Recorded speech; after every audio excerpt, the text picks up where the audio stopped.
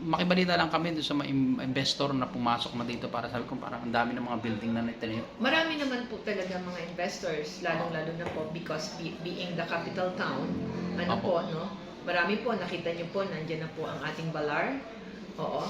Marami rin po mga restaurant na bago.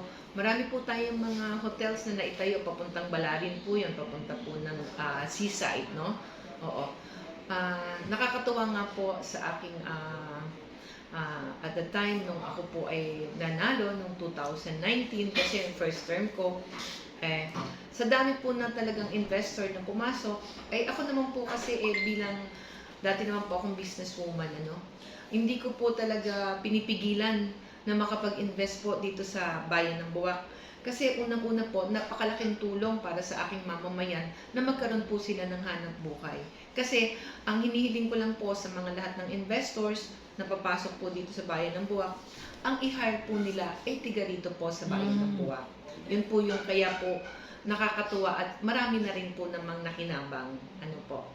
In terms of tourism, dahil alam natin Marinduque, maraming mga tourists din Yan nga dito po ang sa Buwak.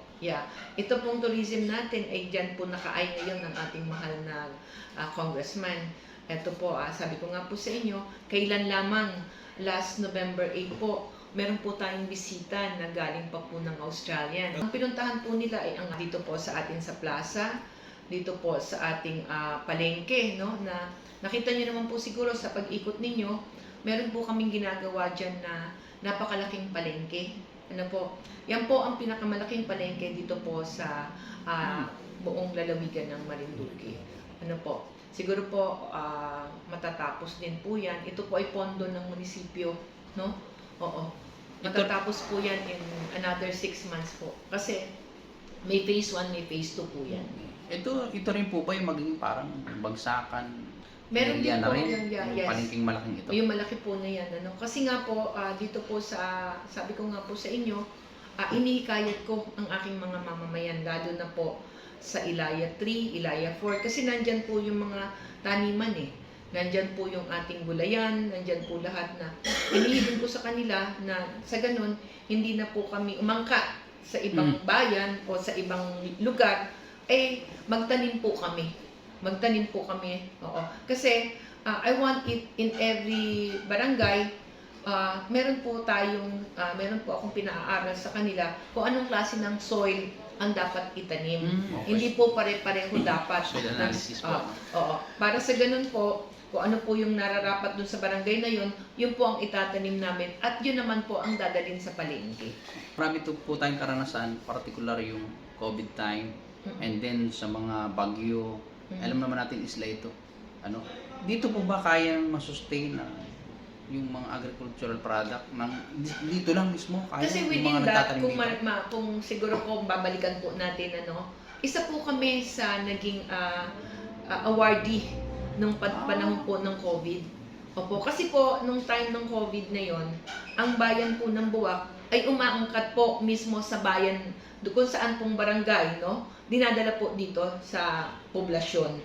Katulad po ng Bui, Kanat, Binunga, Bayoti, opo, yung puting buhangin na yan.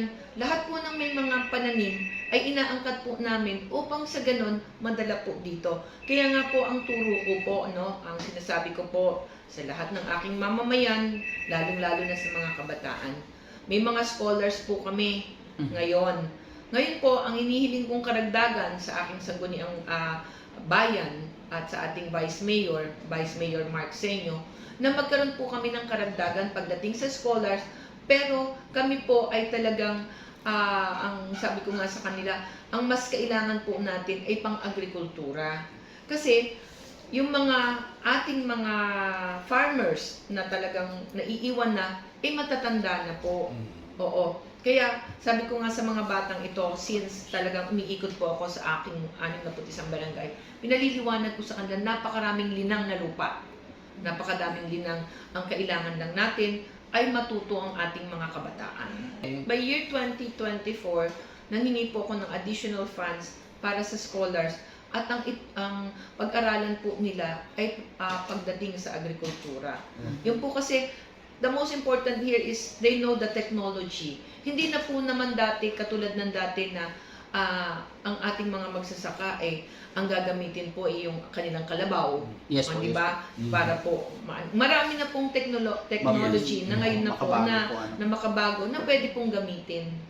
Yan po ma'am yung binabanggit mo yung Youth Farmers Program. Yes. Yeah. Oo. Ay meron na po ritong naisama tayo ng mga kabataan. Mayroon na po mag-aaral kami, sila. yun na po talaga ang dinidiscuss ko para naman po sa ganun ay magkaroon po ng, sabi ko, pupunta kayo ng Maynila, wala naman kayong agawin doon. Yes po. Samantalang Tama. nandito may Narito, mga lupa kayo. narito ang bungkalin, sabi nga. Nandito ang inyong mga lupa. Na yan ay pagkakakitaan nyo na pwede naman din, sabi ko nga, everyday na pwede nating iangkat sa, kundi man dito sa bayan ng Buwak, iti-ibenta natin sa iba. Hindi ba? Magkano po yung pondo? Kasi hindi ako specific to sa... Pero alam ko may pondo po na ibibigay yun doon sa tatanggap ng programa. Or Wala else, pa po akong wala pang ano, specific.